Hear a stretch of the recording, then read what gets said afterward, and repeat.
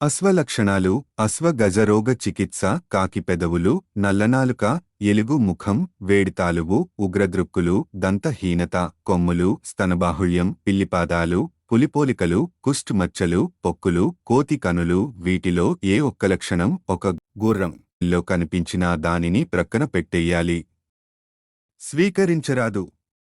తురుష్కజ గుర్రం అన్ని ప్రథమ శ్రేణిదిగాను 5 హస్తాల ఎత్తున్నదాన్ని ద్వితీయ శ్రేణిదిగాను 3 హస్తాల ఎత్తున్నదాన్ని తృతీయ శ్రేణి గుర్రంగాను పరిగణిస్తారు. పొడుగు కాళ్ళు కురుచ చెవులు చర్మంపై రంగులో బహుఛాయలు గల గుగాలు ఆరోగ్యంగా ఉంటాయి. అశ్వం ఆరోగ్యంగా కలకాలం జీవించాలంటే దాని యజమాని రేవంతుని పూజించాలి. బ్రాహ్మణులకు అడపాదడపా భోజనాలు పెడుతుండాలి. సరళ నింబ పత్ర గుగ్గుల సర్షప తిల వచ హింగుల మిశ్రమాన్ని వెన్నతో కలిపి గుర్రం మెడ చుట్టూ రాస్తుండాలి. గుర్రానికి పట్టే కురుపులలో వాతజాల వేగం చీము పట్టవు. కఫజాలు పడతాయి. పిత్తజాలు గొంతులో మంటను పొక్కులను రేపి రక్తాన్ని చెడగొడతాయి. నొప్పి ఏ కురుపులోనూ పెద్దగా ఉండదు. ఇంకోరకం కురుపులు ఆయుధాదులు చేసిన గాయాల వల్ల ఏర్పడతాయి.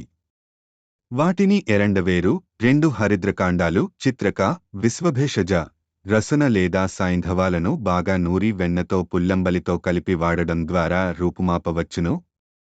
తిలా మార్చిన బియ్యపు పిండి ఉప్పులను అన్నం ముద్దతో కలిపి గాయంపై పూసి వేపాకుతో పట్టి వేసినా కూడా అవి తగ్గుతాయి. అవనూనెను అశ్వానికి రాయడం మంచిది.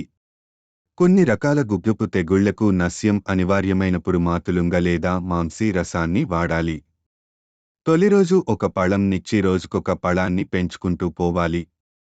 ఈ మందును ఉత్తమాశ్వానికి 18 రోజులు మధ్యమ అధమాశ్వాలకి క్రమంగా 14-8 రోజులు వాడవచ్చు.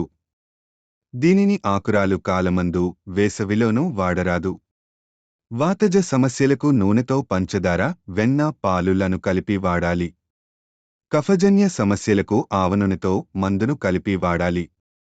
పిత్త సమస్యలకు త్రిఫల జలమిశ్రమానికి మందును కలిపి పట్టాలి. షష్టికశాలి గింజలను తిని పెరిగిన గుర్రంగానికి అలసట వృద్ధత్వము ఉండవు.